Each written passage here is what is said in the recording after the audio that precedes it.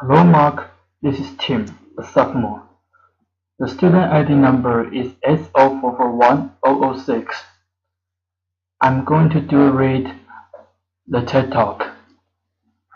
The title, Why You Should Talk to Strangers by Gil Stark. There are things we say when we catch the eye of a stranger or a neighbor walking by. We say, "Hello, how are you? It's a beautiful day. How do you feel?" These sound kind of meaningless, right? And in some ways they are. They have no semantic meaning. It doesn't matter how you are or what the day is like. They have something else. They have social meaning. What we mean when we say those things is, "I see you there." I'm always with talking to strangers. I make eye contact, say hello, I offer help, I listen. I get all kinds of stories. About 7 years ago, I started documenting my experiences to try to figure out why. What I found was that something really beautiful was going on. This is almost poetic. These were really profound experiences. They were unexpected pleasures.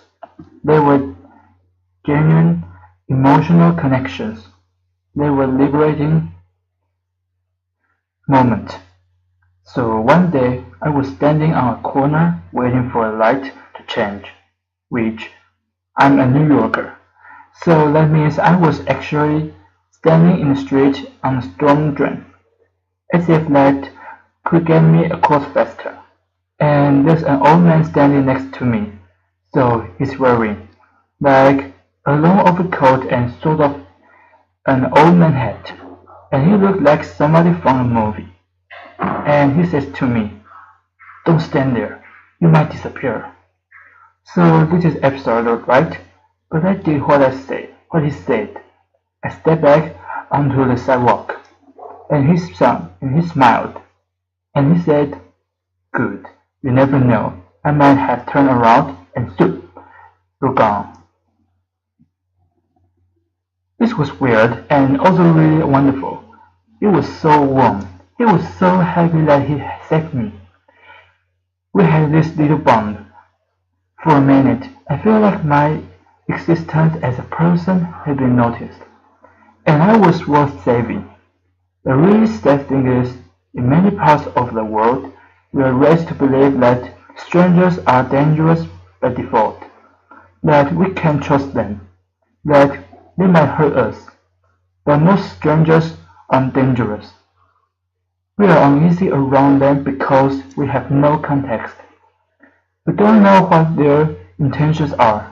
So instead of using our perceptions and making choices, we rely on this category of stranger. I have a 4-year-old. When I say hello to people on the street, she asks me why. She says, "Do we know them?" I say, "No, they're our neighbor." "Are they our friend?" "No, it's just good to be friendly." I think twice every time I say that to her, because I mean it. But as a woman, particularly, I know that not every stranger on the street has the best intentions. It is good to be friendly, and it's good to learn when not to be, but none of that means we have to be afraid. There are two huge benefits to using our senses instead of our fears. The first one is that it liberates us. When you think about it, using perception instead of categories is much easier said than done. Categories are something our brains use. When it comes to people, it's sort of a shortcut for learning about them. We see male, female, young, old, black, brown, white, stranger, friend, and we use the information in that box. It's quick, it's easy, and it's a road to bias. And it means we're not thinking about people as individuals. I know an American researcher who travels frequently in Central Asia and Africa alone. She's entering into towns and cities as a complete stranger. She has no bonds, no connections. She's a foreigner. A survival strategy is this: get one stranger to see you as a real individual person. If you can do that, it will help other people see you that way too. The second benefit of using our senses has to do with intimacy.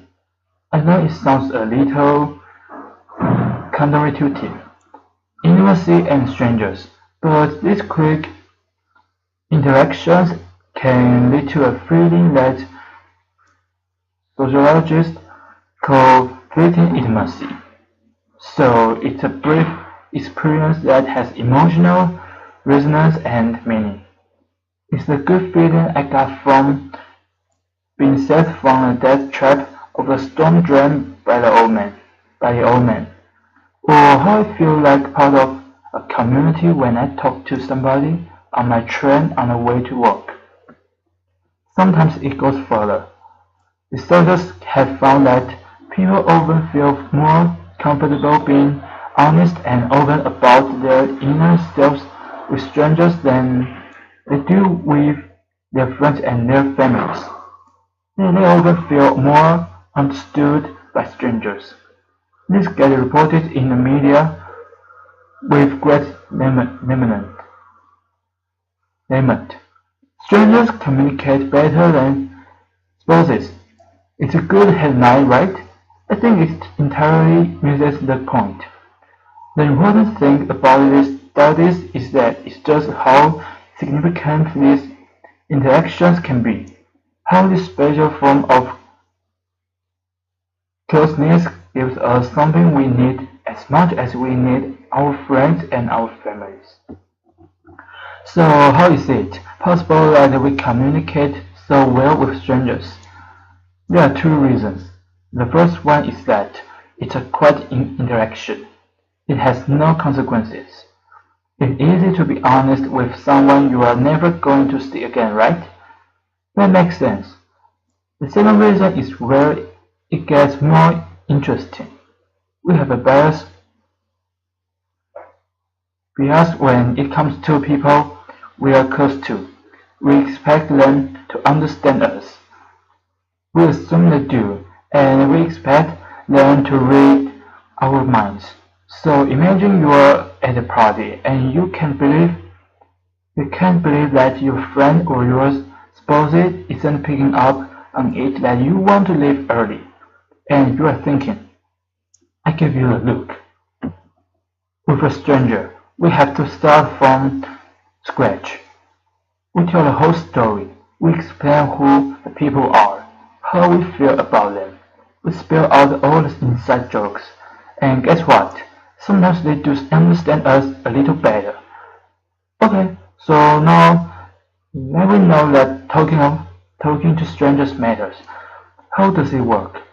There are unwritten rules we tend to follow. The rules are very different depending on what country you are in, what culture you are in. In most parts of the US, the baseline expectation in public is that we maintain a balance between civility and privacy.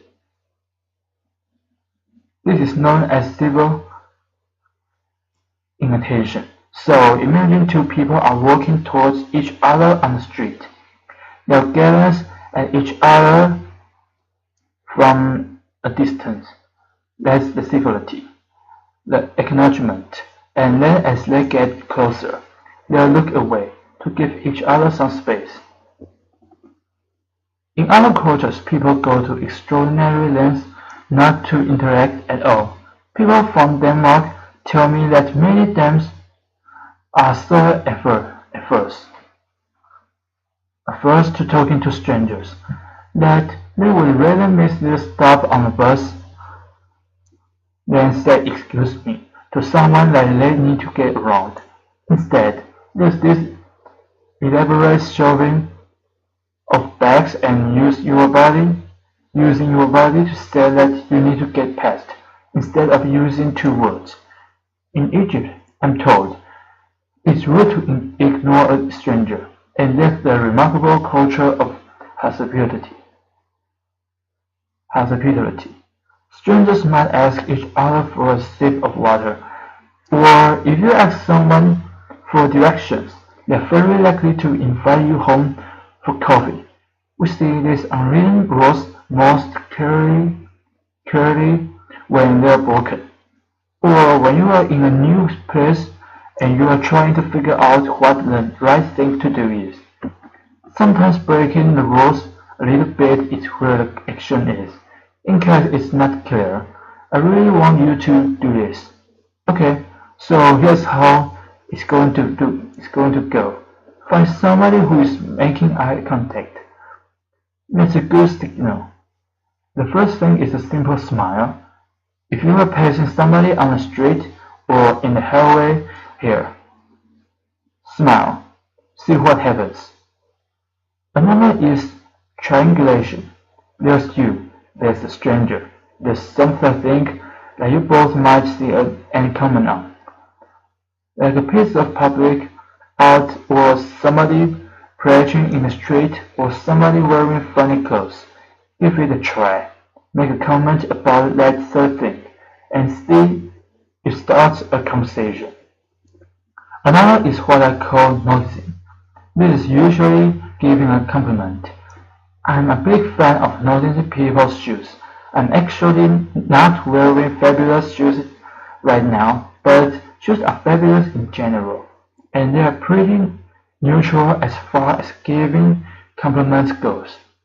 People always want to tell you things about their awesome shoes. You may have already experienced it with dogs and babies principle. It can be awkward to talk to someone on the street. You don't know how they're going to respond, but you can always talk to their dog or their baby. The dog or the baby is the social conduit to the person, and you can tell by how they respond whether they are open to talking more. The last one I want to challenge you to is disclosure. This is a very vulnerable thing to do, and it can be very rewarding. So next time you are talking to a stranger and you feel comfortable, tell them something true about yourself, something really personal.